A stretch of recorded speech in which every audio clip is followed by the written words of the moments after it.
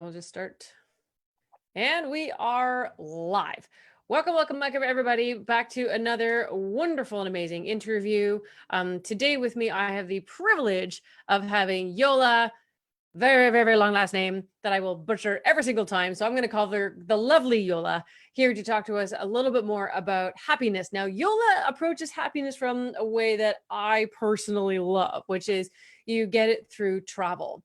But what happens when you can't travel? So Jola, thank you so much for being with us on this interview tonight. It's really great to have you here, and I'm excited about how you can share with us how to find that same little travel happiness dopamine hits in a time of COVID chaos. You got it, Rebecca Summit. How are you? How is Canada these days? How is everything? How is Canada's warm. Well, my part of Canada. See, Canada has about like 18 different weather systems going on right now. So right now, today, it's a balmy 26 degrees Celsius, which is 80-ish, I guess, Fahrenheit. Not too sure, but winter is coming, and we're very aware. Well, I'm hearing winter is here right now, so just let's relax. Let's just forget about winter. Let's talk about summer. We still have summer. Guys, welcome everyone who jump on the call later on, maybe replays. Yes, my name is Jola. I live on East Coast of the United States, but as you hear from this accent, I wasn't born here. I am originally from Poland.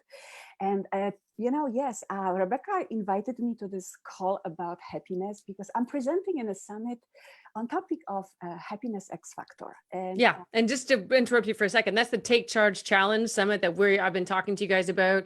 I will put a link in the comments as soon as we are done. Sorry, Yola, I wanted to make sure that people knew that we're in this conference together. 12 coaches for that, valued at over $6,000, all for the price of $47. So there you go. There's my pitch. Go ahead. Very good. No pitching here. It's just the pure joy to talk about what I absolutely love. So my take was just to share about how to be happy, and because my personal favorite recipe for happiness, and I will give it away because it will come out in a seminar anyway, is travel. And there's no question about it, is proven. Some Rebecca's question, so what are you, miserable right now? Like, what are you doing? Yeah, I'm miserable. I can't take it. No. Okay, not miserable, but rather deeply disappointed because I had a full 11-day Italy trip planned for this past August that did not happen. So a lot of cancellations, all across the map, and that is true. So let's call it not cancellations. Let's call it postponing. Okay. Because it sounds better, and it's truly that's what it is. We're all gonna go back. I had to cancel several events of my own too. But to answer your question, what do one do when there is no travel, right? And if you're addicted to travel like myself, I call myself for the reason travelholic. So what do you do? Well, basically what you do is you find the way. You don't need to travel far. You can travel close to your place where you live. This is what I did. I am so familiar with state of New Jersey and Pennsylvania and the local state right now that I can take anyone on intimate trips to anywhere. And I've been showing you places I have never seen. I've been in vineyards in Pennsylvania that look like Napa Valley. I've been on incredible beaches on a Jersey shore that I've never seen before. I've done things truly because of COVID that I would have never done because I would be exploring the world. So the thing is, travel is, of course, if you are addicted to exotic travel, then going around New Jersey or Canada won't do it for you. But for me, it's about just exploring new places. So I would go to so many new unknown places and just learn about them and have so much fun, from oh my goodness, hiking to doing all kinds of stuff on the lakes. I mean, so much. And so the happiness comes from traveling itself, but also from planning it. Did you know that I was saying this to people the other day, and they found it fascinating. It's just like reaching for the fruit on a tree. You know that the happiest you are just the seconds before your fingertips actually touch the fruit. Really? You have your apple in the hand, the happiness starts slowly dwindling down. So the same is with happiness. So when you are actually planning your trip, this is the most exciting time. So take this time now when you cannot travel and plan this most extravagant trip of your life. So here's a question for you, because I totally get what you're saying. So how do you help people deal with the relative disappointment? Because to me, I mean, I've been planning the Italy trip for 3 years we take our 4 kids. We had everyone vote on what Airbnb we were going to be staying in. We had all of our tours all planned. Everything was mapped out. We would have been ready to go. And obviously we can't do that now. So I live in Ontario, and we're very limited in travel, even within some provinces. So we've got Quebec, and Quebec is beautiful and wonderful. And Yes. depending on the day, we can or cannot go to Quebec because they're even worse than we are. So how do you deal? How do you help people, or what do you say to people when they're like, "Yeah, okay, I hear you, Yola, but like Paris, Ontario, which exists, Uh-huh. and not Paris, France, right? Rome, Ontario also exists, I believe, is not the same as, the Rome that I cried when I left there when my husband and I went in 2018. So how do you help people deal with that relative disappointment and then feed instead into being just as excited and getting that same dopamine hit and the planning and the expectation and the anticipation of an actual travel, but more within your area? How do you help Okay. people with that? Okay. So with that, what I do is, of course, I could pretend that this is a magic one. Hey, Rebecca, you got this. Go. No, Mm-hmm. it's not going to happen. I'm not a magician, so I can't change that for you, right? Right. It all has to happen in your head. So while you're doing this, I'm sure you prepared for your Italy trip. I'm sure everything is said. You have your tours done. You did some reading, maybe, or maybe you don't do it. Maybe you just were counting on all the guides, local guides, to show you everything. But whatever it is, I know that you could have done something more to prepare better for that trip.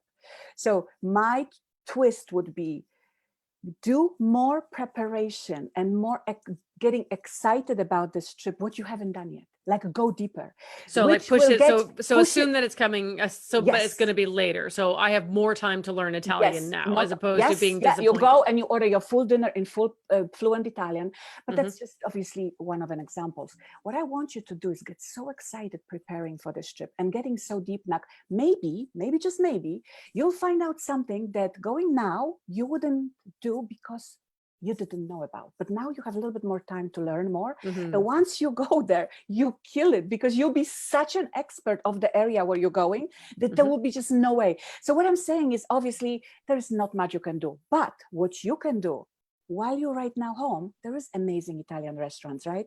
Take a freaking family to an Italian restaurant.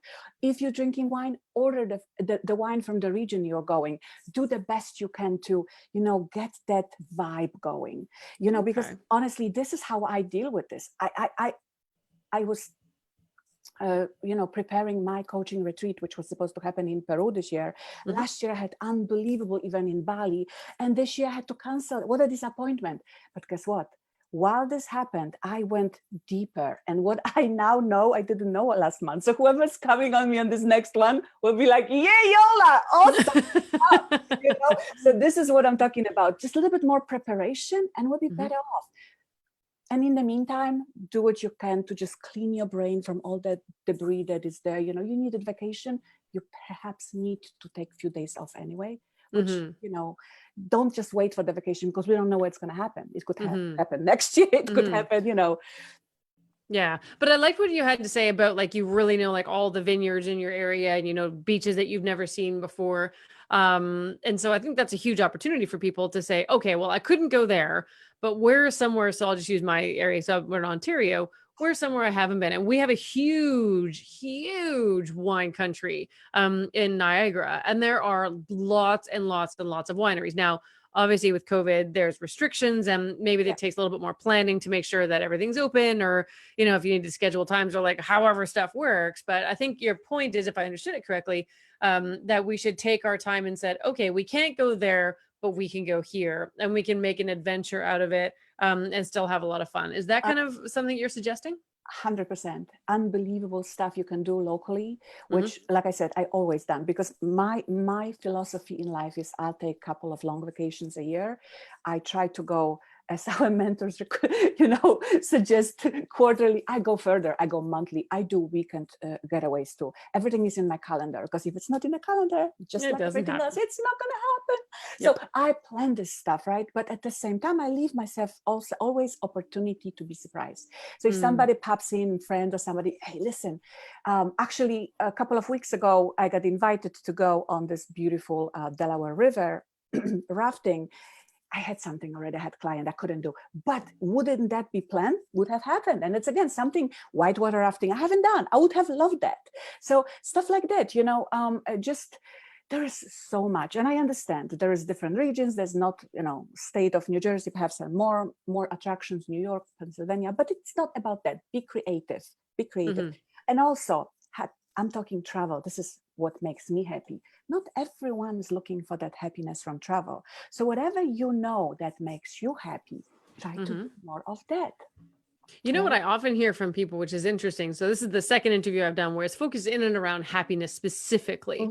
How do you, so I asked Dr. Mark this question. How do you know what makes you happy?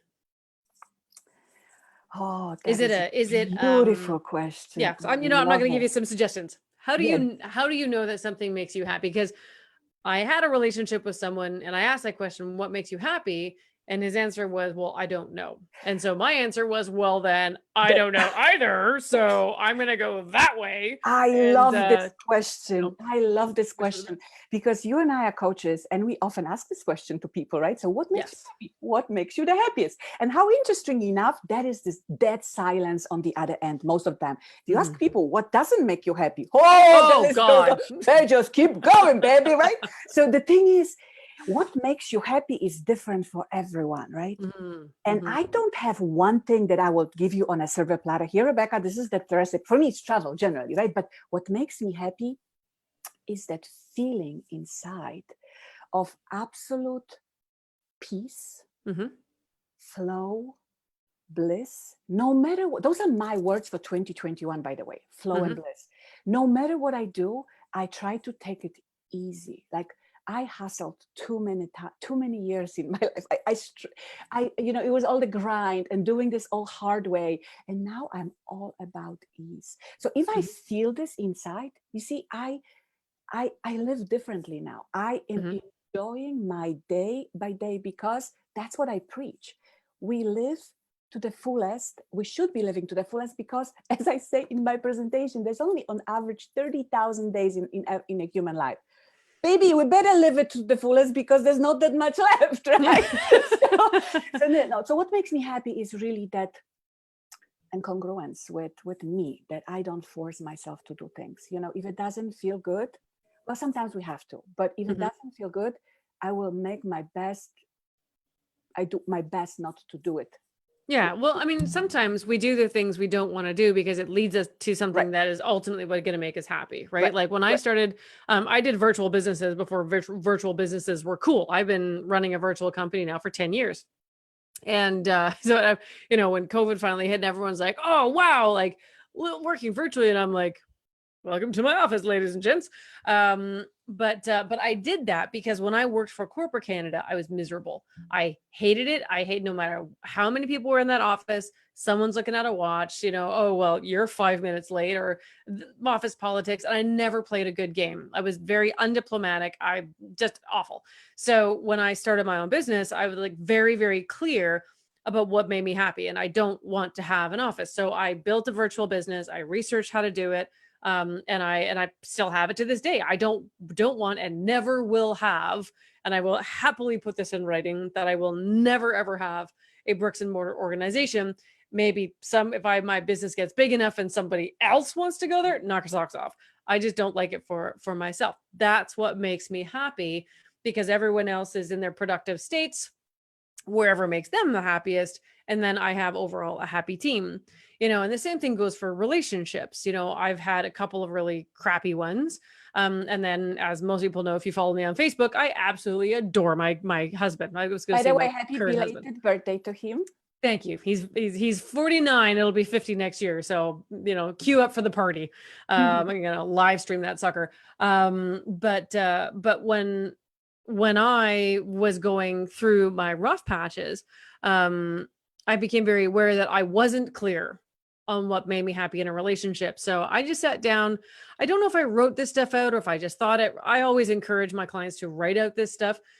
If you could picture, and this was actually confirmed in Darren Hardy's book, The Compound Effect, where he was searching for a life partner. If you can picture it in the greatest I detail, read that. all the It's aspects, right? It's a mind great blowing, book. absolutely mind blowing. But Yes. you write out exactly what you want, not whether or not you can get it, but you just write out perfect scenario. This is what I want. And I did that. And so when Mark stepped into my life, when he just said hello at the community pool, when his kids were having lessons and so were mine, you know, a few conversations in, I'm like, I'm gonna put a ring on that. Yeah. Right. Because I became very, very clear. And so, and then I'm just gonna now flip this around. Lisa Nichols spoke at a conference I attended last year, where she said she was so low on herself and her future and her prospects that she couldn't dream enough to be able to identify that. But she became extremely clear on what she didn't want. And that can work too. So either you move towards something or you move very quickly away from something, at least being clear about either of those things, preferably the positive, because I think it's better for our just general well-being. But to me, happiness is it's a process, but it's also it's not just a feeling. It is a goal, it's a dream, and it's moving towards that dream. And where I derive a lot of my happiness is it's not that every day is a thrill ride, right? Some days are hard. Today I'm very tired. I keep having crappy sleeps because I'm doing way too much right now, but I know it's a process and it'll end soon. So we have our down days, but by and large, I am doing something every day, hard work or not. And sometimes my most joyous work is a little hard just because I'm a little tired, but that makes me happy. Yes. Right. 100%. And that's kind of the way I was looking at it. Anyway, over to you. So bringing it home, you know, and touching it exactly on my happy place, which is the world generally. You know, when you talked about this, you know, describing the ideal partner, I did that with travel. You know, I have vision boards. Sure. I had, when I couldn't travel, when I was born in a black and white Poland. I couldn't afford traveling anywhere. I basically worked at night in a light bulb factory to make my first money to go on a trip on college. But when I actually did it, you know, I guess that was my inspired action. Just dreaming alone, it's not going to happen. You got to do something to make it happen, right? Yeah, so I worked my butt off, got my money, went on that trip, and the interesting thing happened. I was there with 11 other people, and my tour guide didn't speak English. Believe it or not, he was a German-speaking guy. Well, guess what? In Scandinavia, people besides the mother tongue speak mostly English. So what did Jola do? Jola did help him with everything. And after that, I realized, so he's getting paid for the work I do. Interesting. What happened right after I came back from the trip, I got myself a license as a tour guide because I speak a few languages. I got licensed with 4 different languages. And guess what, baby? The world became open for me. I started traveling all over the globe and I got paid for it. So this is how I manifested my very first travel. What I do now is I have this beautiful vision board. I have places that, you know, like my absolute number one dream destination is Bora Bora. What is it? Bora Bora. Oh, I'll come French with you. Polynesia. Absolutely. It's sitting on I have multiple pictures on this big vision board I have. And guess what? It's there. And it's there. And I look at this all the time. And I know that one day, Rebecca, I will call you from that. Or maybe you'll be sitting next to me, then who knows, right? But we'll be sitting at the coffee table that has a glass top. We're having morning coffee. They just deliver on a beautiful long boat filled with flowers, our breakfast. And then underneath this table, we have a colorful tropical fish swimming, because that's what we're doing. You know what I mean? That's good, perfect. Right? You know what? I'll do that. And then we're going to fly to my dream destination, which is the Maldives, 25-year plan. Hey, there you go. And I tell you something, and this is just a free advice for everyone. Hop on travelzoo.com. They just right now selling Maldives for 5 days for a couple for $2,000. It's like, what? You can get 10 days for $2,500. Crazy. And with it's those like overwater bungalows. Exactly. Yep. That's just the advice, not related really to this topic, but yeah. No, but we should all go to the Maldives. No, Absolutely. like realistically speaking. Absolutely. The ice caps are melting. It's No, going to disappear. So manifesting things, it's huge. I learned this from Rachel Hollis, and honestly, I started doing this January of last year, so 2019. So besides the gratitude journal, I practice this thing that I write every day, 10 big audacious dreams, like they already happened, like this crazy stuff. Like I would be ashamed to say it because people like, this one's a little loco, crazy. Well, I'm not going to be ashamed of my big dreams. That's what they are. Guess what? I did that. And last year alone, 2 of these dreams came true. Hello. But that's how it works. I mean, it's neurological. Like some people think that it's like some divine kind of a thing, and whether it is or it isn't, I chalk it up to science, because when you feed your brain, especially when you use it's already done, your brain looks for opportunities where that is actually the case. Exactly. So you may have had the same opportunities this year, but if you hadn't written those down, your brain wouldn't have been paying attention to it. Right. So because your brain pays attention to it, then that's what we move towards. So I love the idea of writing your dreams out as if they've already happened, because a lot of people make the mistake of saying one day, someday, and then those aren't days of the week. So one day and someday just don't arrive because it's not on a calendar. Exactly. And so you don't get there. But if you do it like, well, it's already done, your brain's just like, oh, well, let's get that they tried to kind of pull from our memories. And anyway, it's really, really neat how the brain works. Yes. And I also love, I got really involved since November of last year into all the energetic works, like connections to universe, all this, really, really fascinating stuff. And I love Paulo Coelho saying that the universe will conspire, it will help you if you really put your mind into energetically. Oh, that's another amazing idea for people to consider. Again, don't deny it before you try it. Bring yourself energetically to that level of happiness that you wish to be in. What does that mean? Okay, what does that mean? That if I want to feel really, really happy, I'll try to think of a moment in my life that I was drunk happy, like not drunk, alcohol drunk, but like happy that you could not describe it another. And the whole exercise is to bring that moment of happiness to you, that you feel it with every fiber of your body. To exercise that often, that will eventually make you feel that.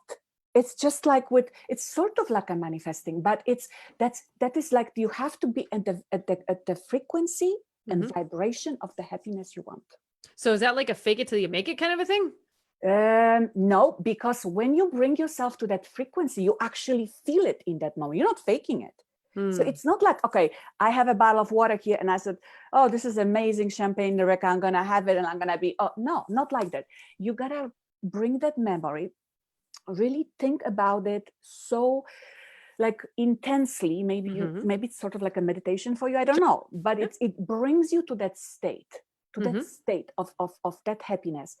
And I'm not guaranteeing you that, 5 minutes later, it's going to land on your lap, but this is how it works. You just try to bring that frequency often, and that's what your natural state become eventually, So it's a practice. I am also new to it. I only started November of last year. So I'm not even a year into all this, but it's working really good. Well, I mean, at the end of the day, it's whatever you're doing, it's a habit forming, right? Yeah. So when you do something often enough, it becomes a habit because you don't even think about doing it anymore. And it's when you're not thinking about it, but it naturally happens, that you've hit the habit level. Yes. If you're always thinking about it, you're not thinking about it often enough and not creating that habit and that behavior so that it will become a habit. And that's what, again, as high performance coaches, this is where we try to get people to. Yeah. Right, of thinking and believing in a certain way, whether it's about yourself, whether it's about travel, whether it's about partners, whether it's about energetically, like bringing more happiness into your life, whichever one of these things, whichever practice really means something to you, it's about being habitual, and not just saying, well, I'll get to it when I get to it. I was talking to a client today and bless his soul. I was saying, how do you make sure that stuff gets done? He's like, oh, it's all in my head. And I'm like, So, and at the end of the call, we went through all the things that had fallen out of his head. And he's like, oh yeah, got to put that on my list. And I'm like, so what we've learned today, ladies and gentlemen, is that if something isn't written down, if something isn't practiced, if something isn't planned, then it just isn't done. And you know this phrase, and it's one of my absolute favorite phrases: commitment and cowardice show up in the calendar. If it isn't planned, then you have not committed to it. And whether it's in your calendar, whether it's on a plan, because I have my client, his homework is, I want to see a 16-month plan where everything you're going to do is slotted in, so that I know that you're going to do that, because he wants to double his business. Well, then you got to double your activity. Well, then you can't be in your head. Right. So, and I think the same thing goes with travel. You have to make it, if you want that continual happiness hit of, I love to travel, because I do love to travel. My husband and I would travel 2 or 3 times a year. I travel 4 or 5 times for speaking engagements. And then we'd have our family travel, with our kids, usually 2 or 3 times a year as well, both weekend trips and, longer, big trips. Like every 2 years, we take a really big, expensive trip. Our bank accounts cry for a little bit, but then they regenerate. But you see, right now it's kind of, everything just seems to be kind of thrown up in the air. And it's like frozen water on the plains in Manitoba, where I grew up, where it gets to 50 below. It just kind of hovers, and people just don't know quite what to do with it. But I think, and again, if I want to bring this full circle to the beginning of the conversation, it's that we can still plan to travel. Like for instance, maybe we don't want to stay in a hotel. So that's a bit tricky, especially with 4 children, and work schedules and stuff like that. Also tricky, but not impossible. And I think a lot of people will have sort of really scaled back significantly in the way that they view their world. Their world has become very, very small because they have made it so. Now, also because COVID has made this small. So let's not pretend that this is just, people, globally thinking in a smaller way. But I think we can challenge ourselves.